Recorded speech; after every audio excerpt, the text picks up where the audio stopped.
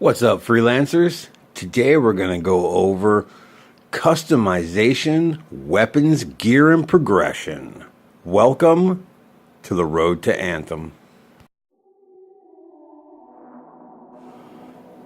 So when you're in the Forge, under the Loadout tab, you will see 5 categories on your Javelin, 3 gear slots, which are specific to each Javelin, the weapon slot, which allows you to choose your 2 weapons you want to bring with you out into the field, and a components slot, which is basically extra add-ons. We'll get into that a little later. It's important to note that while we're talking about gear, the gear in this game, like many other games, comes in multiple rarities. In Anthem, you have common, uncommon, rare, epic, masterwork, and legendary. The way progression works in Anthem is it's actually split into 2 categories. Your player character, or avatar, serves as the pilot, which levels up and gains skill points to make them stronger. The maximum level at launch is level 30. Your javelins then have their own independent gear score, or their level equivalent, and that is based on what they are equipped with.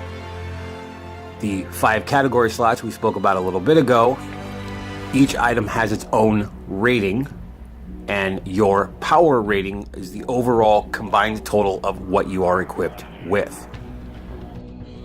This power rating, or gear score, will determine not only your overall strength in combat, but also determine what content you can take on and how effective you will be within said content.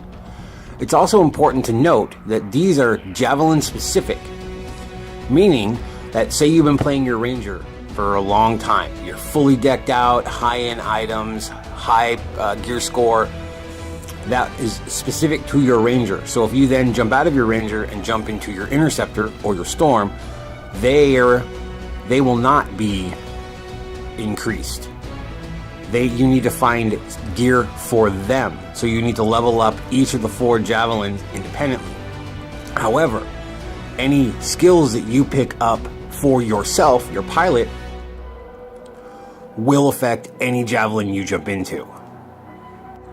On a side note, it has been confirmed that the gear that drops will be more tailored towards whatever javelin you are piloting. So, for example, if you're playing your Colossus, you're less likely to get gear specific to the other 3. You're more likely to get gear tailored towards the Colossus because you're in the Colossus. Gear has several different stats, ranging from damage, recharge, and usually some kind of elemental status, such as fire status, freeze status.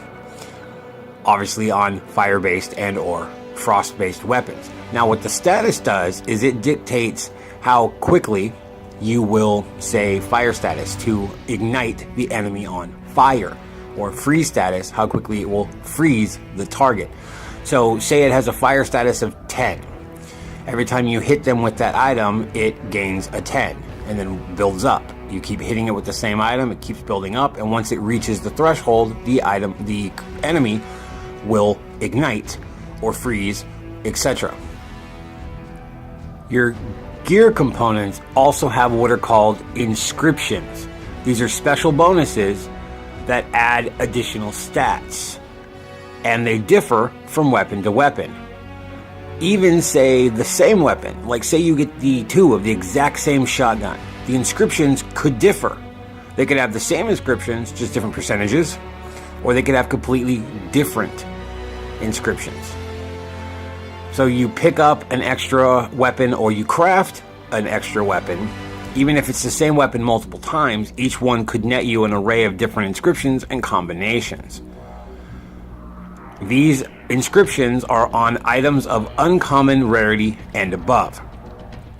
Quick note though, I want to point out in this video, because it is the alpha build, you will notice that all the inscriptions are at 0%. They did address this in the live stream, saying that that was a glitch, so just ignore that for now. So as you're scrolling through your gear, you will notice some have a little flame in a circle icon, and some have like a fire burst icon. These, if you're familiar with Mass Effect games, you'll understand what these are. These are for your combos. These are your primers, dictated by the flame circle, and your detonators, which is the little blast icon. You would use an item with a primer to prime, i.e. set up a mob or group for a combo. And then either yourself or a teammate can come along with a detonator ability and ignite/detonate the combo for additional damage. Now the combo system gets more advanced at this point because each javelin does something unique in its combos. The Colossus will cause an explosive combo that does extra damage to the primary target. The Ranger does a high impact single target damage. The Storm will spread effects to enemies around the target. So for example, if the Storm sets off a fire combo, it will then spread fire to all the enemies nearby. And similarly, the Interceptor gains an aura on itself that can then spread it around as it moves. So again, ignites a fire aura, it will catch on fire and can then spread that fire to anyone it comes into contact with. Items are all randomly generated based on your level at the time it is picked up or crafted. They've already said that once you get blueprints, this game's recipes for crafting, the blueprint itself does not have a level. It scales with you. So if you make a shotgun at level 5, it's going to be level 5. If you then turn around and make that exact same shotgun again at level 20, it is then going to come out at level 20, etc. Your chances of gaining a higher rarity in combat, events, activities, etc. also goes up as you level up and get higher. Alternatively, you can also raise your chances by simply playing on higher difficulty levels. Now please note that loot cannot be traded. There's no player trading, and loot itself is not shared with other players. Everybody gets their own. So any loot that you see drop from mobs, treasure chests, etc., only you can see that. That is yours. So don't worry about ninja looting or stealing or anything like that. If you see it on the ground, it's yours. Pick it up. Weapons themselves come in multiple different types, such as shotguns, pistols, sniper rifles, etc.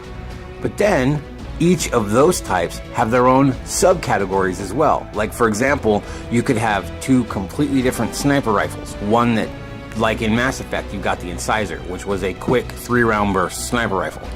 But then you had the Black Widow, which was a single target, high capacity blast. Moving on to components. These are additional add-ons that give you extra stats and various other effects. Each javelin has 6 component slots in total. These allow you to tailor and customize your javelin for your individual playstyle.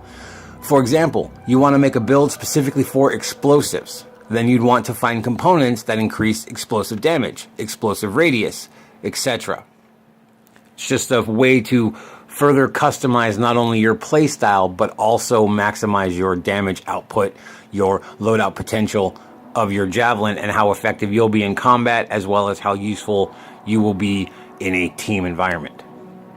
That's it for today's video, but before I wrap it up, I just want to remind everybody that as of the time this video was recorded, there was 9 days remaining until the special VIP demo of the game on January 25th. So definitely expect to see some unique and brand new gameplay coming up very, very soon. Thank you guys for watching. Consider a like, subscription, hit that bell so you can know when I post my new videos. There will be a lot more content coming in the next weeks leading up to Anthem. Have a great day, everybody. See you next time on the road to Anthem.